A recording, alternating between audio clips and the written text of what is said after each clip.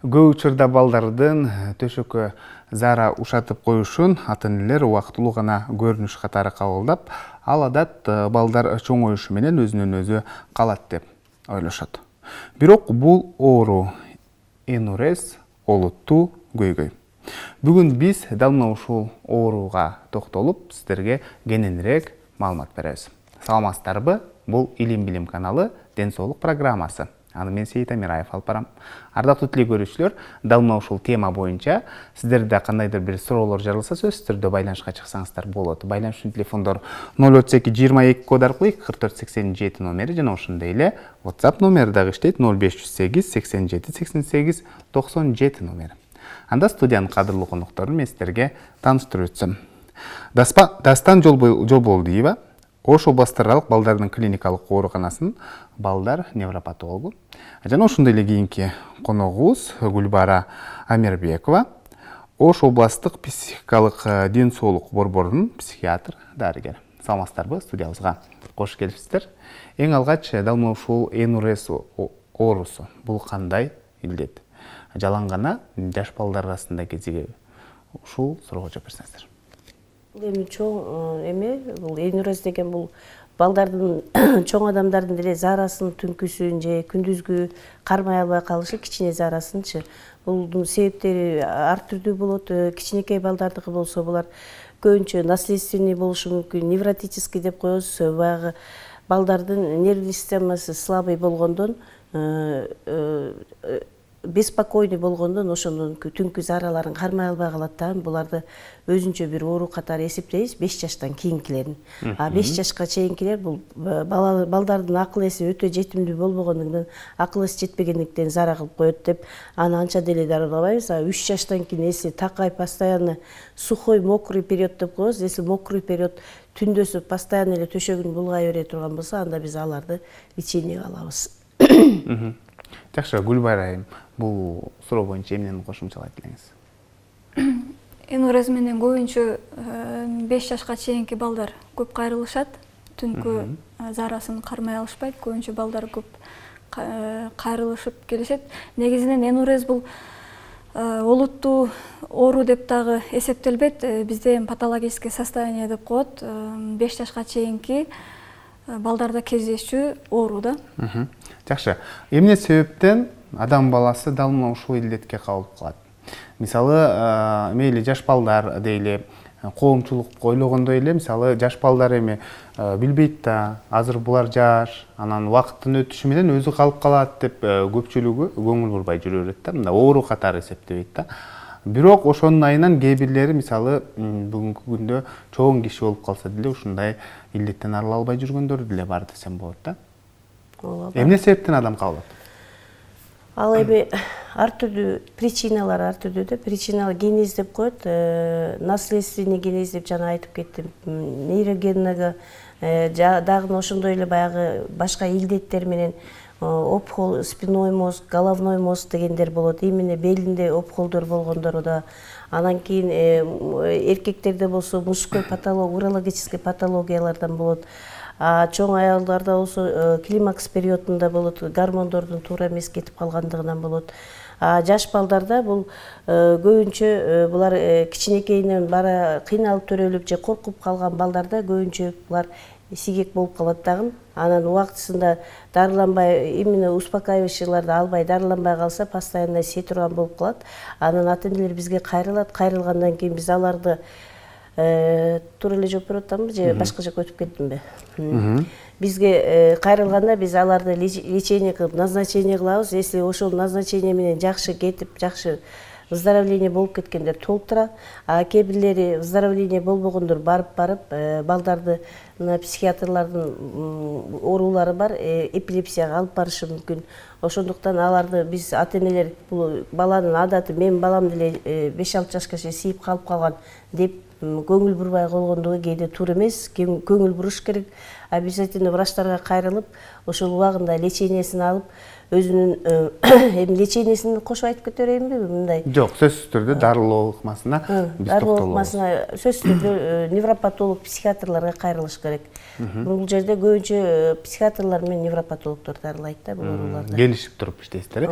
Жакшы, анан Кандай учурда мисалы энурез болуп калыптыр деп айтасыздар. Мисалы 5 жаштан кийин деп диагнозду коебуз дедиңиздер да. Мисалы кээде жаш балдарга мисалы кечиндеси биз бүгүнкү күндө азыр мөмө жемиштер бышкандай эле сууну беребиз, мөмө жемиштерди беребиз, аябай көп бергендиктен дагы кээде ушундай билбей ушундай заара кылып коюшу мүмкүн да төшөккөчү. Кандай учурда ушул энурез деп диагноз коесуздар? Энурез деп эсептейбиз. Мисалы балдар жөнүнүкө жакшынакай эле тийбей жүргөн балдар кечиндесин көп суу ичип коюп, сууга көп түшүп коюп, ошол күндөрү тийип коюшу мүмкүн. Бирок ал өтүп кетет. Бир күн мокрый период болот да, экинчи, үчүнчү күндөрү сухой период көп болот, тийбеген күндөрүчү. Ошол күндөр өтүп кеткенден булар энурез деп эсептелбейт. Эси ошол постоянно баягы суу ичпесе деле кадимки күндөгү повседневный диетасында тамак ичип жеп жүргөн балдар күндө сие берсе, ата-энеси, апасы 2 жолудан тосот, 3 жолудан тосот. Ошондо да сие берсе, биз буларды энурез деп эсептейбиз. Уже энурез деген эме боюнча МКБ-10 боюнча F48 деп өзүнчө эме кетет. Эме боюнча кетишет шифр менен, как болезнь катары кетет. Анда биз дарылайбыз, невропатологдор, анан такыр биздин дарылап күчү жетпей калганда психиатрларга өткөрөбүз, психиатрлар дарылайт, анан ортодо дарыланат. Бул дарыланууда кандай? Биринчи очередь диета сакташ керек. Диета мисалы мен өзүмдүн опытым боюнча практикамдан 6 айга чейин, 6-дан кийин бүт жидкостьти принимать эткенди токтотуп турам. Чай, суу, кола, сола, дарбыз, коон, жүзүм бүт сидикке алып келе турган нерселерди. Желательно себеби уже катуу энурез болгондон кийин катуу эме кылбасаң, диетаны сактабасаң кайталана берет да. Бир күн диетасын бузуп койсо кайталана берет, кайра өнөкөткө айланып, ал кайрадан выздоровление болбой калат да. Биринчи очередь диета, анан кийин 5 жаштан кийинки балдарга, акыл эсине кирип калган балдарга үйрөтөбүз. Өзүнө письмо жазат. Мен түндө тийбей жатам, туалетке чыгып келем деп письмо жазат. Аны обязательно под контролем өзүнөн улуу киши көрүш керек. Андан кийин ошол эле письмону кайрадан 10 жолу, 20 жолу кайталап түндөсү кагазды кармап жатса, как будильник болот мочевой пузырьгачы булчу. Подкоркага жазылып, подсознанияга жазылып калат дагы. Анан мочевой пузырь сууга толгондо анан өзү ойгоно турган болуп калат. Ошол режимдерди 2 ай жасайбыз. Анан физиолечениелерибиз бар. Инфраруж, лампа, парафин, электрофорез деп ушулар бар. Анан медикаментозный лечение деп, медикаментозный успокаивающий, мелипрамин, дриптан, диастигмин, ушул көп дарылар бар өздөрүнүн. Анан кээ бир дарылар бар, аларды кээде баягы чоң адамдарга чоң зарасын же кичине зарасын кармай албай калгандарга баягы травмадан кийин, инсульттан кийин же болбосо белдери сынып калгандан, миелиттен кийин же баягы возрастной недержание мочадан кийин, урологический операциялардан кийинки недержание мочаларга берген дарыларды бербеш керек. Ошон үчүн бул жерде детский педиатр, педиатрический невропатолог, детский психиатр назначение кылганы, ошолорго кайрылганы оң деп ойлоймун да. Себеби адашып калып, чоң терапевттерге бара алса, алар баягы чоң адамдарга колдонгондон деле колдонуп коюшу мүмкүн. Атайлап эмес, мүмкүн да ушундай. Жакшы. Кийинки суроо телегөрүүчүлөрдөн келиптир. Саламатсыздарбы? Менин кызым 6 жашта дейт. Анан энурез оорусу менен ооруп, невропатологко кайрылганбыз дейт. Анан ал дарылоону жазып берди. Физлечение да алдык, башка дагы алдык дейт. Дары-дармектерди да иштик дейт. Бирок эч кандай таасир болгон жок дейт. Азыр дагы ушундай болуп атат деген суроону калтырыптыр да. Ал может тяжелыйраак формасы болгондур, катуураак. Бирок режимди, диетаны, анан кийин дарын убагында комплексно кылып биз жазган 4-5 назначение болот, кээде 8ге чейин назначение болот. Ой, аябай көп дебесин, ошонун баарын кылыш керек да. Кээ бир ата-энелер бар, режимди сактайт дагы, диетаны сактабай коет. Диетаны сактайт дагы, дарысын ичирбей коет. Дарысын ичирсе физкабинетке барбай коет. Дарын ичип бүткөндөн кийин анан физкабинетке барам деп туура эмес ойлоп алышат. Ошондой кылгандыктан баягы комплекс лечение болбой калат да, эффект болбой калат да. Ошон үчүн башкадан мен ойлойм, дагы кайрылып, башкадан назначение алып жакшына өзү апасы азыр аракет кылыш керек. Аракет кылбаса чындап бул балдар үчүн өтө травма, балдар уялышат, кошула албайт элге. Туугандардын үйүнө барып жаткысы келет жаш балдар, баргандан уялат. ушундай өзүнүн комплексоваться этип өздөрүнө комплекс пайда болот. Элге кошулганда дагы шарт сүйлөп кете албайт, шарт айтып кете албайт бир нерсени. Алар аны siiп койгонун билбесе деле өздөрүндө комплекс пайда болуп калат. Жакшы, кийинки суроо. Саламатсыздарбы? Менин сиңдим 10 жашта дейт, анан заарасын кармай албайт дейт. Анан биз текшерүүдөн өткөндө дейт, сиңдимди текшерүүдөн өткөрсөк, бир бөйрөгү жок экен, бир бөйрөгү чоң экен дейт. Ошондон улам ушундай болуп атабы деген суроо калтырыптыр да. Ооба, болот. Себеби биз өйдүрөз менен келгендердин баардыгын обследовать этебиз. Общий анализдерин, мача бүт эмелерин текшеребиз. Анан кийин сөзсүз түрдө УЗИ, почек, мочевыводящих путей баарын өткөрөбүз. Анан урологдон консультация кылып туруп, анан лечение жазып беребиз. Биз келсе эле шарт кармап алып эле сен энурезсиң деп биз назначение кылбайбыз. Биз дагы обследовать этип, бүт өздөрүнүн эмелер, этаптарын өткөрүп туруп, анан назначение жазып беребиз. Значит, 10 жашта калбай аткан болсо, жакшы текшеринип, уже мен ойлойм, биздин областной детский больницага келсе, бизде ошолорду бүт өтүп туруп, анан кийин назначение жазып. Бизде наглухо сразу келгенде назначение жазбайбыз. Жакшы, кийинки суроо. Саламатсыздарбы? Климакстан улам дейт. Чүчкүргөндө оор жүктү көтөргөндө дейт, заарамды кармай албай калам дейт. Эмне кылышым керек деген суроо калтырыптыр да. Климакстан дагы ушундай кабылдоолор болушу мүмкүнбү дейт? Климактерический периоддо баягы женский гормондор алмашып, гормондордун күчү кете башканда климакс пайда болот да аялдардачы. Ошондой пайда болгондо баягы вазопрессин деген гормонубуз азайып, жакшы чыкпай калгандан ошондо аялдарда чүчкүрсө, жөтөлсө, анан катуу күлүп жиберсе дагы ошондой недержание болот. Андагы жана өзүнүн дарылары бар, упражнениялери бар, гормондор, гормональный назначение, климакска каршы акушер-гинекологдорго барып назначение алса, ошолор өтүп кетет. Демек, дарыланса сакайып кетет экен, сөзсүз түрдө өзүнүн дарыгерине, акушер-гинекологуна көрүнүш керек. Жакшы, кийинки суроо Гүлбайра айым сизге берсем. Жогоруда Дастан айым айтып кетти, негизинен көптөгөн оорулардын себебинен дагы энурез пайда болот деп. Анан психикалык кандай оорулар ошол энурезге алып келиши мүмкүн? Туура, психикалык жактан да энурезге алып келиши мүмкүн. Негизинен жаш балдарда ошол невротогенный деп коет, үй бүлөдө көбүнчөсү уруш жаңжал көп болгондо, же ата энесинин ажырашуусу, же болбосо азыркы күндө көпчүлүк ата энелер мына балдарын таштап алыс жакка иштегени кетип атышат. Ошондо балага психикалык жактан травма алышы мүмкүн. Жакын жакшы көргөн адамын жоготкон учурда стресс, катуу коркуп калуу, чочуп калуунун негизинде энурезге алып келиши мүмкүн. Энурезди жана жогоруда Дастан эже айткандай, лечение кылып баштаганда энурездин негизги себептерин аныктап туруп, анан леченияны баштайбыз. Жакшы, кийинки суроо телекөрүүчүдөн кетти. Саламатсыздарбы? Энурездин дагы түрлөрү болобу, анан бири-биринен айырмачылыгы эмне? Ошол эле кошумча суроо болуп кетсин, негизинен чоңдор менен жаш балдарда кандай коштолот, ошол боюнча деле айтып берсеңиздер. Жаш балдарда энурез көбүнчө ошол неврогенный характер дейбиз, анан кийин инфекционный. Эси шамалда ооруп калгандан, анан органический поражение деп жанагы бир почкасы жок болуп калган. Ошондой эмелер менен бөлүнөт. Чоңдордо болсо эркек кишилерде урологический операциялардан кийин же травмадан кийин, аял кишилерде деле травмадан кийин климакс пайда болгондон кийинки энурездер болот да. Ошол айырмасы бар. Аны биз сураштырып келгенде эле, мисалы, жаш баланыкын сураганда, если травмадан кийинби, же эмнеден кийин, же обследование кылгандан кийин, көргөндөн кийин, аны уже анык эле болот кайсы эме экенин. Классификациясы первичный, вторичный деп классификация кетет. Аларды тутуп калыша албайт эми адамдар. Аны наследственный, приобретенный деп коет. Анан кийин демек тукумдан тукумга деле өтөт. Өтөт. Себеби ата энеси эси экөө тең сийгек болуп жүргөн болсо 75% бала сийгектөрүлөт. Эси атасы же апасы сийгек болсо, бала 45% балдардын ичинен сийгектер пайда болот. Бирок аны коркпой эле дарыласа жакшы болуп кетет. Дарылаш керек, и все, андан эч ой деп коркуп өзүнчө трагедия кылыштын кереги жок да. Жакшы, саламатсыздарбы? Менин балам 27 жашта дейт. Энурез оорусунан жабыркап жүрөт дейт.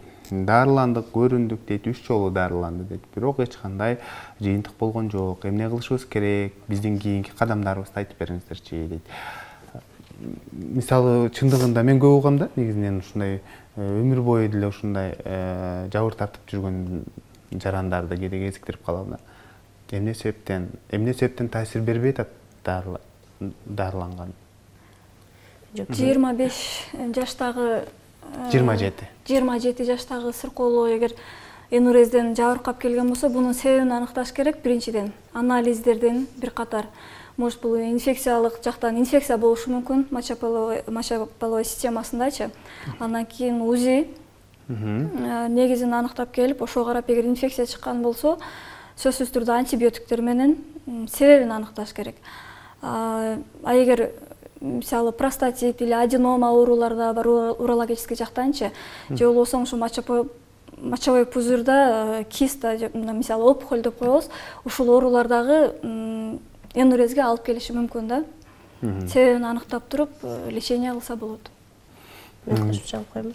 Жакшы. Себеби бул жерде мындайда, ал 27 жашка чыккан болсо, дагы абдандап текшерип көрүш керек, компьютерден өткөрүп, УЗИ кайрадан текшериш керек. Себеби баягы айтып атат, киста эме опухолдор болсо, алар кичинекей болсо, убагында таасирин азыраак тийгизип жүргөндөн ошол бала чоңойгон сайын чоңоюшу мүмкүн. Анан кийин лечениени менимче алар туура, мисалы длительный колдонот. Эси ушундай көпкө чейин siiп жүргөн болсо, длительный 6 ай эмес, 1 жылга чейин диета режимдерди сакташ керек да. Уже чоңоюп калгандан кийин адам өзү акылдуу болуп калат. Аны менен психотерапия өткөрүш керек элек. Кичинекейинде, наверное, психотерапия өткөн эмес ал балага, ошон үчүн психотерапия өткөрүп, мисалы сухой, мокрый период деп коет. Ошол бала, наверное, бир жума, 2 жума сийбей жүргөндүр лечение алган маалдачы. Ошол убакта поощрение кылып, ал балага мактап, подаркаларды берип, стимул кылыш керек эле да. Жаш бала ошону менен стимул болот да, психикасы, нервный системасы ошону стимулизовать эткенде кайра өзүнчө немелер пайда болуп, желаниялар, анан кайра дагы ошо диета менен сакташка аракет кылып, ошондой болмок. Анан кээде обстановка. Эси сийгек бала бир үйдө жаткан болсо, кээде башка үйгө жылдырса, башка үй дос туугандардын үйүнө алып барса, сийбегин уят болот деп жакшына үйрөтүп алып барса, обстановкадан деле сийгени калып калат. Сен уят сийбешим керек деп өзүнүн нервный системасы, мен сага мынтем, антем деп подарка ушундай поощрение кылыш керек да балдарга, сухой периоддочу. Эси сийип жүргөн балдар болсо. Психологиялык жактан жардам беришибиз керек. Психотерапия балдарга, бирок көбүнчө психотерапиянын балдары.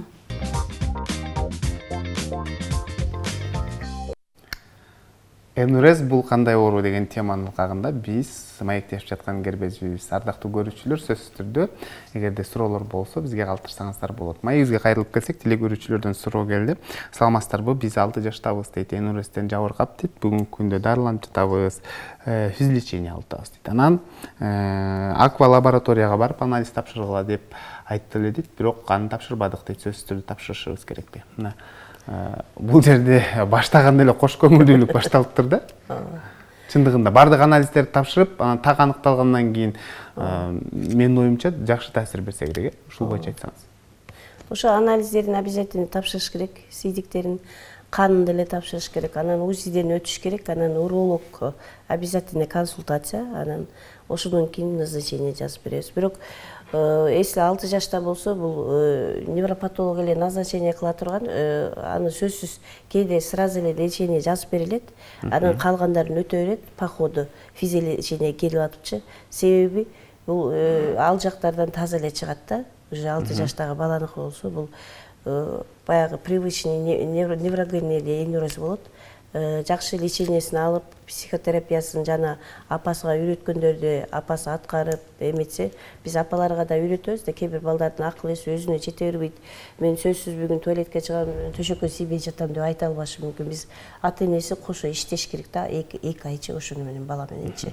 Ошолорду үйрөткөндөрдү жакшы аткарса эле калып калат.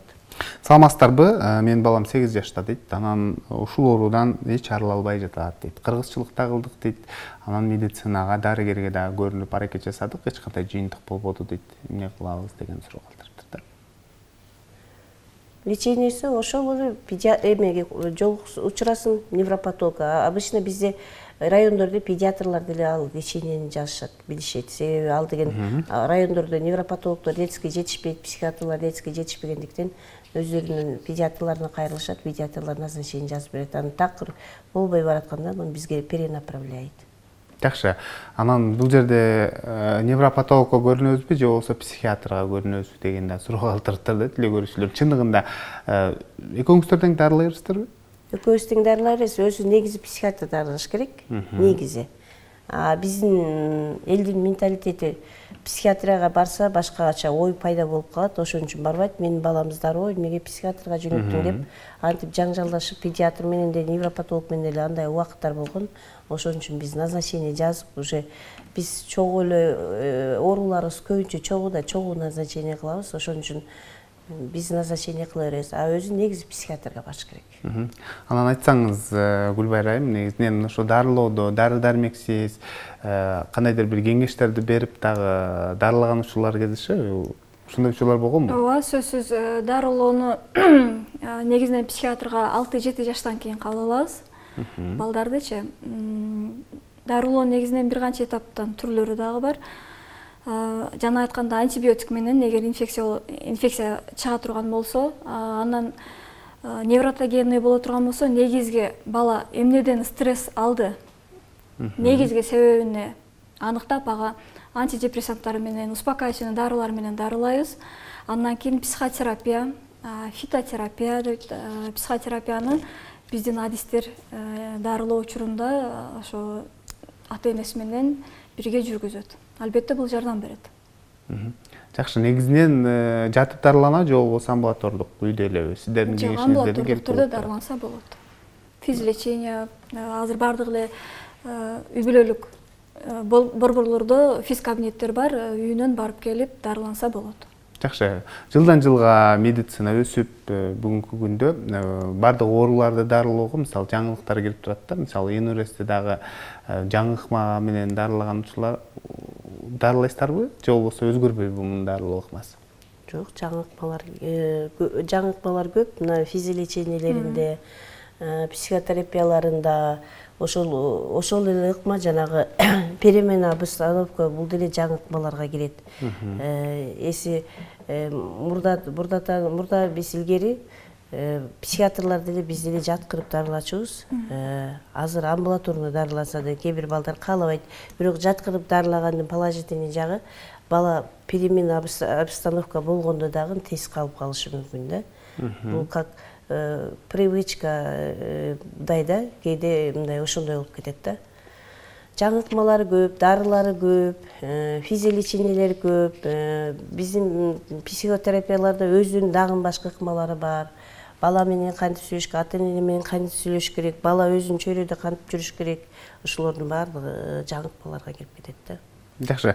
Саламатсыздарбы? Менин кызым 10-класста окуйт дейт. Энурез оорусунан жабыркап жүрөт дейт. Аябагында көптөгөн дарыланды дейт, көптөгөн витаминдерди, көптөгөн укканыбыздын баарын аткардык дейт, бирок эч кандай жыйынтык болбой атат. Анан кызым дагы катуу уктайт дейт. Ошол себептен болду же болбосо чындыгында бул Энурез оорусу деген суроо калтырыптыр да. Кандай жооп бересиздер? Энурездер, ошо энурез эмнеден болот? Ошо баланын катуу уктагандан болот да. Ошо баланы ойготуу проблема, ойгото албайт ата-энеси. Ошон үчүн 10 жашар болсо дагы лучше көтөрүп алып барып тосот да, чтобы түнү менен 3 жолу 2 жолу тийбесин, төшөктү булгабасын, үй жыттанбасын депчи. Ошол катуу уктаганга ошо ойгото турган дарылар бар.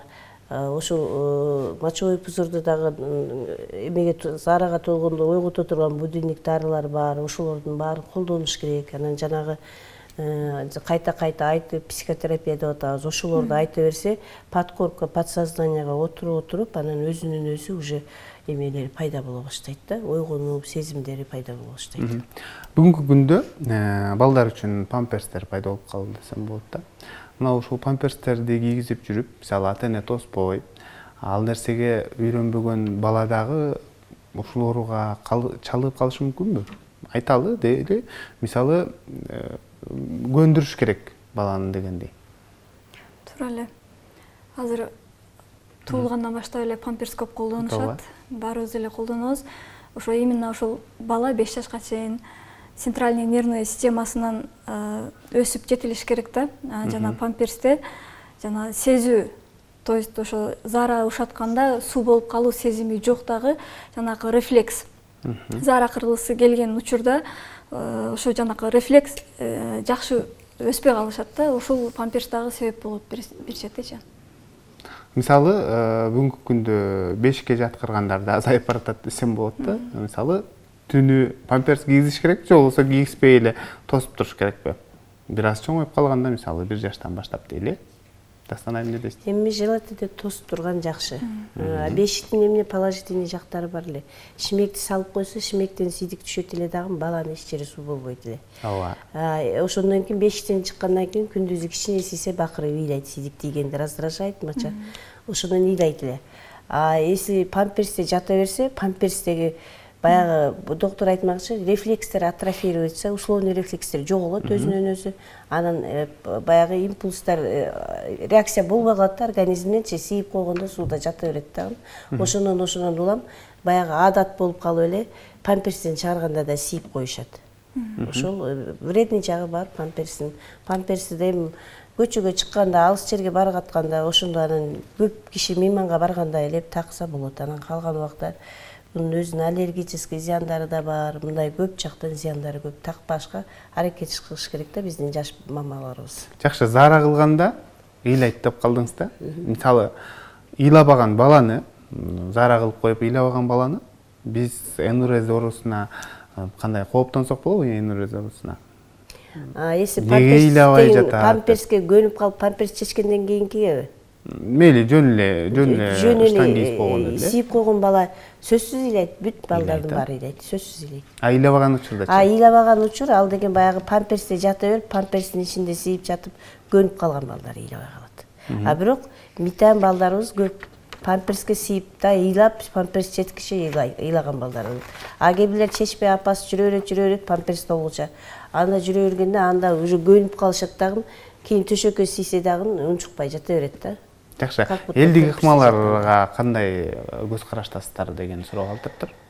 Элдик ыкма народный лечение да булар, народный лечение. Эми буларда народный баягы майлап, сайлап, табарсыктарын, белдерин, тизелерин, бул тепло лечение деп коет. Ал деле кровообращениени улучшать этип, балдардан суук өткөн жерлеринен сууктарды тартып алат. Энурезлердин көбү эле илгери суук өткөндөн деп эсептечү. Бул медицина деле элдик медицинадан келип чыккан да.